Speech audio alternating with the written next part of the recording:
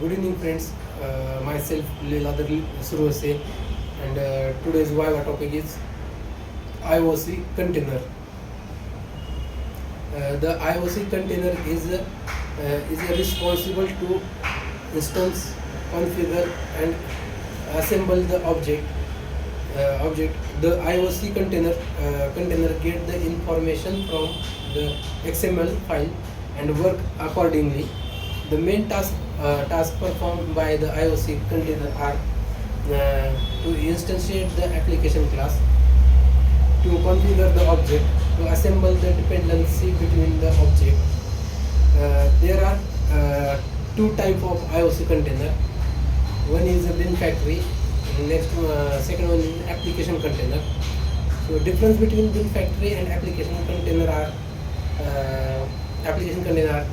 the org.spring framework.bins.factory.bins factory, and the org spring framework .application content interface act as the IOC container. The application contains interface is built on the top of the bin factory interface. It's add some extra functionality than the bin factory, such as a simple integration with the Spring's AOP, message resource handling for one IETinian event progression, application layer specific content, for example application context for the web application. So it is a better use to application context, that is bin factory. Using bin factory, the XML bin factory is the implementation class for the bin factory interface. To use the bin factory, we need to create the instance of the XML factory class.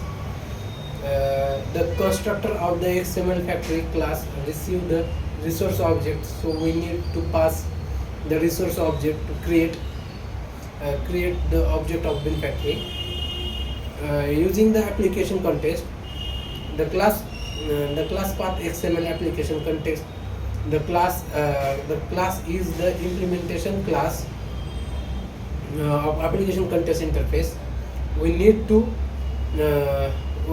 instantiate the class path XML application context class to use the application context as given below. The constructor of the class path XML application context class receive